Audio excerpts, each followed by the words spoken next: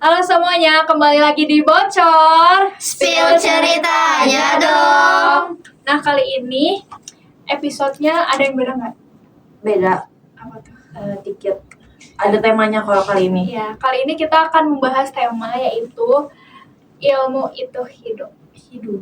Nah, biasanya kalian tuh kepikirannya apa kalau ilmu itu hidup? Kalau aku sih biasanya pelajaran buku kayak gitu-gitu. Karena mungkin kalau misalnya dengar tema itu sebenarnya emang agak bingung ya. Ilmu Karena itu luas maksudnya ya, apa? benar. Gitu kan. Ilmu itu hidup kalau menurut aku ya gitu. Jadi sesuatu yang kita dapat dan bisa diterapin di kehidupan. Benar.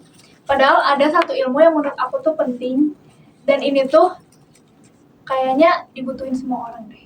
Bisa tebak nggak apa itu? Komunikasi. Iya. Sama kayak jurusannya kita. Benar. Ilmu komunikasi. Kali ini kita bakalan bahas spesifiknya tuh ke ilmu komunikasi mungkin ya, karena kita mahasiswa ilmu komunikasi juga. Paling di sini kita bakalan cerita pernah nggak sih kita tuh ngalamin miskom, terus juga cara menanganinya tuh seperti apa gitu ya. Ayo mulai dari siapa dulu? Siapa pernah miskom? Kalau ngomongin miskom, kayaknya pernah. Ya, kayaknya sering semua deh. orang kayaknya pernah miskom ya. Enggak. Entah itu dari chat, entah itu dari ngomong langsung atau dari nada bicara, mungkin pernah. Kalau kamu lebih spesifik ke apa? Dulu tuh kalau udah diceritain, aku tuh kan jadi ada ibu aku tuh pesen tahu. Ibu aku tuh pesen tahu ke rumah. Nah, emangnya tuh datang ke rumah. Terus nanya, "Teh, ibunya di mana?" Aku bilang, "Ibunya keluar. Ini tahunya gimana ya?" gitu.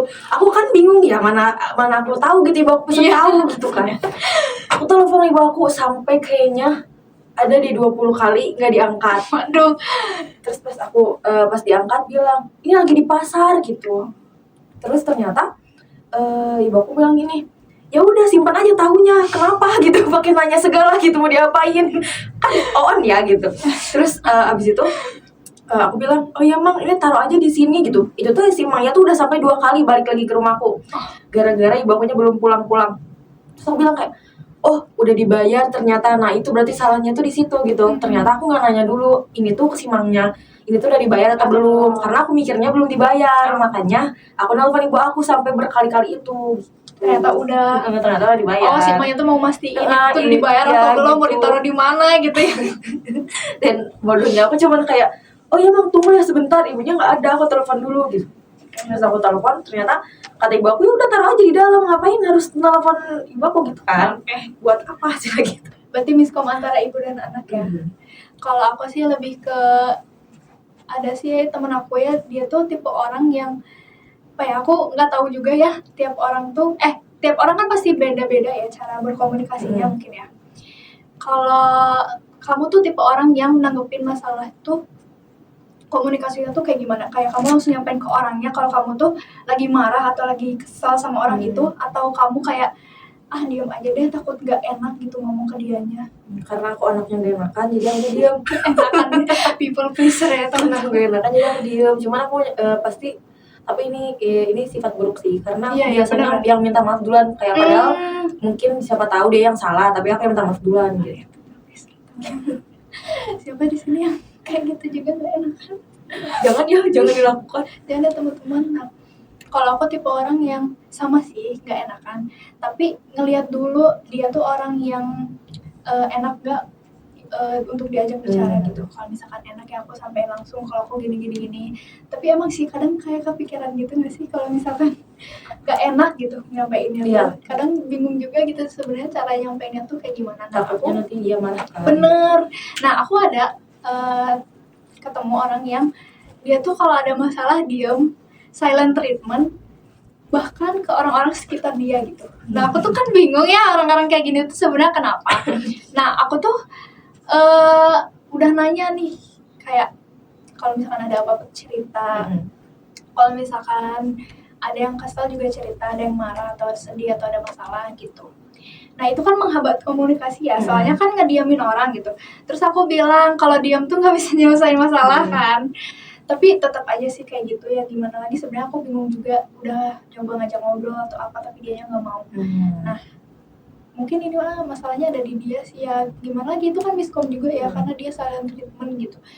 Jadi ya teman-teman kalau kalian tipe orang yang silent treatment, boleh kasih tahu aku di bawah sebenarnya cara menanggapinya tuh seperti apa gitu ya. Harus kayak gimana? Kalau misalkan dari kejadian yang udah kita ceritain, kamu ada nggak tips-tips komunikasi yang yang efektif gitu sebenarnya untuk menyelesaikan masalah? Soalnya kalau ngomongin miskom, kalian tuh kalau ngobrol, kalau dari ini aku ya cara pandang aku gitu. Ya. Cobain ngobrolnya tuh pelan-pelan, terus kayak kasih tahu. Tapi kalau misalkan emang dianya masih tetap nggak ngerti apa yang kita mau, kadang aku juga udah ya udahlah males gitu jadinya kayak gitu kan. Ya udah terserah deh gitu mau nganggapnya kayak gimana gitu kan. Tapi kalau bisa diselesain dengan baik tuh ya diomongin gitu baik-baik, tapi ngomongnya jangan kalau misalnya kamunya marah-marah setelah menjelaskan apa yang pengen kamu jelasin, terus dianya jadi ikutan marah juga, jadi naik juga kan, kayak ya udah biasa aja nggak usah sentak gitu kan misalnya. Nah jadinya malah tambah miskom kan. Jadi better ya ngomongnya pelan-pelan gitu, kasih taunya baik-baik.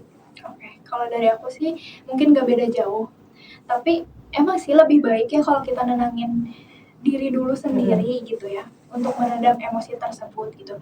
Tapi ya yang aku pengen tanyain sih, kenapa nggak bilang dulu ya, kayak langsung tiba-tiba aja hilang gitu kan. Bisa ya teman-teman bilang dulu, kayak misalkan sebentar ya aku lagi pengen sendiri, aku lagi mau meredam emosi, aku lagi ya itulah gitu ya pokoknya. Jadi itu sih benar kata Haifa, kalau misalkan kita tuh harus pelan-pelan kasih taunya. Kalau misalkan mau ngobrol juga harus dengan kepala dingin ya, jangan dua-duanya emosi gitu ya. Kalau menurut kamu nih, kesalahan apa sih yang sering dilakuin sama Genji? Kayak kenapa bisa miskom gitu? Kalau menurut apa sih yang sering terjadi di kalangan Genji itu, mereka tuh cepat menyimpulkan. Kayak misal kita baru ngomong setengah, tapi mereka tuh udah oh ternyata gini, oh ternyata gitu. Terus juga kadang mereka tuh cuman percaya dari mulut, nggak ngalamin langsung. Misalkan aku ngomongin si ini, tapi kamu langsung percaya. Kan kebanyakan kayak gitu kan. Padahal kan kayak cuman baru dari mulut doang, isi ini mah orangnya gini kan, langsung percaya kan. Gitu. Iya, padahal kan kita belum tentu ya orang itu tuh beneran kayak gitu kelakuannya gitu. Kenapa kita nggak coba cari tahu lebih dalam atau ini dulu gitu ya, ya kayak terlalu gitu. Menyimpulkannya terlalu cepat kayak gitu. Kita mau lanjut sesi tanya-tanya nih, siapa yang mau bertanya kita jawab. Untuk orang-orang di belakang layar ya. Nah kan kalian itu tadi udah perkenalkan nama sih? Oh nggak usah gak sih? Biar Karena aku anonimus. Nah kan kalian tadi udah ceritain tentang pengalaman kalian. Nah menurut kalian pengalaman itu termasuk ilmu gak sih? Pengalaman itu kalau karena kejadian aku yang ibu kota tadi ya, akhirnya aku menyimpulkan bahwa apa sih namanya, kita tuh nggak boleh terburu-buru dalam kayak, karena aku tuh di situ situasinya kayak gini, aku tuh jadi rudet bahasa Indonesianya apa ya, pokoknya sudah ya teman-teman, pokoknya jadi kayak udah tahu gitu aku tuh lagi capek ya, aku tuh lagi capek, terus tiba-tiba ada Mang Tahu datang, terus aku kayak ini tuh kemana tuh kayak gitu dengan sampai 20 kali nggak itu. Jadi akhirnya aku menyimpulkan bahwa aku tuh nggak boleh tergesa-gesa dalam apa sih namanya, menerima informasi gitu. Jadi harusnya aku konfirmasi dulu ke si Mangnya gitu kan, ini tuh udah dibayar atau belum, ditanyain dulu kayak gitu. Terus jangan langsung kayak langsung nelfon ibu ya, gitu. bukan nanya ke itu masalahnya gitu. Kalau aku sih itu ya, jadi tergesa-gesa gitu loh. Kalau aku sih dari pengalaman tersebut ya ada bisa jadi ilmu, karena dia orangnya mungkin silent treatment dan langsung diam ketika ada masalah. Seharusnya aku tuh nggak langsung tergesa-gesa untuk ngebuat dia tuh langsung ngomong gitu, karena mungkin nggak bisa juga ya orang-orang kayak gitu, harus diam dulu, harus meredam emosi dulu. Nah sedangkan aku tuh kayak tipe orang yang apa-apa tuh harus dikomunikasiin. Kamu tuh harus bilang loh kalau kamu lagi kayak gini, kamu tuh harus bilang kalau lagi marah atau lagi ada masalah. Nah mungkin dia tipe orang yang harus meredam tapi nggak bilang sih, itu doang salahnya. Nah aku tuh langsung tergesa-gesa kayak kamu kenapa langsung nyepam gitu loh, kayak kamu kenapa kamu diemin aku gini-gini, langsung nelfon gitu. Iya kayak bener-bener langsung hilang gitu, nggak bilang dulu. Nah itu mungkin salahnya aku juga, harusnya kan kayak ya udah kalau misalnya udah tahu dia diam, berarti aku juga harus ya udah diam dulu, nunggu dia reda, baru dia bisa ngomong kayak gitu. Itu sih yang bisa aku ambil. Alright. Apakah ada pertanyaan selanjutnya? menurut kalian nih ya, ilmu itu sebenarnya dicari atau datang sendiri nih? Kalau menurut aku sih datang sendiri. Kayaknya dicari sih harus. Kenapa? Kenapa? Karena kalau misal nih kita pengen menemukan hobi baru, misal suka fotografi nih misalnya ya suka fotografi. Nah kita kan harus nyari tahu dulu gimana cara pakai kameranya, isi dalam kameranya kayak gimana, terus potretnya gimana, terus kayak pokoknya kalau lihat di sosial media tuh banyak deh tutorial untuk cara pakai kameranya dan lain sebagainya. Nah itu kan berarti harus kita cari tahu dulu ya belajar kalau ya. misalkan memang kita pengen cari sesuatu hobi yang baru misalnya kayak gitu. Jadi ilmunya kita cari. Kalau aku sih datang sendiri karena dari pengalaman tadi yang udah kita ceritain gitu kan. Kan pengalaman itu kan gak ini ya, kita tuh nggak tahu besok bakal ngalamin apa.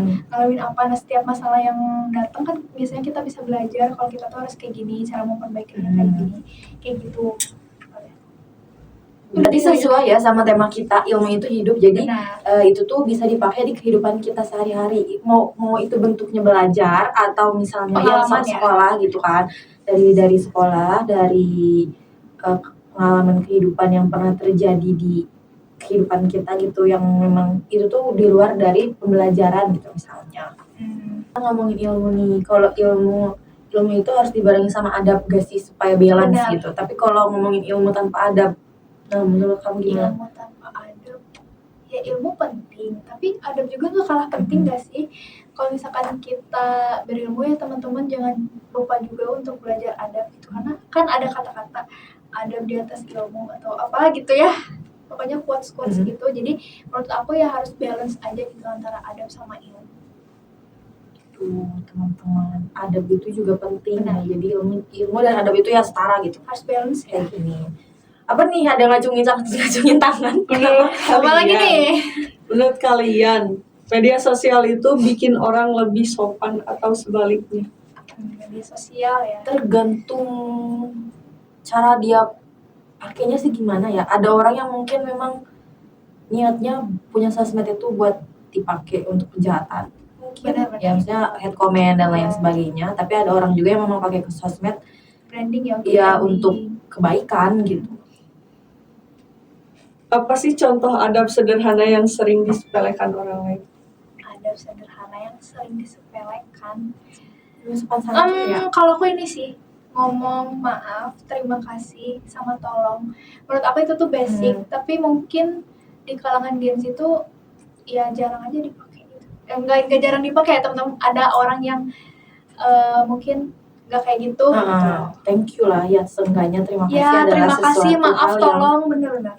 basic harus kita punya lah ya kayak gitu.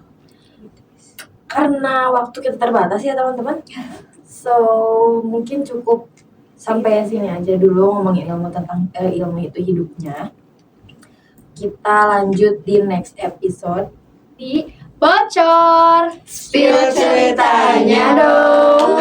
Itu aku belum ngekatnya belum beres.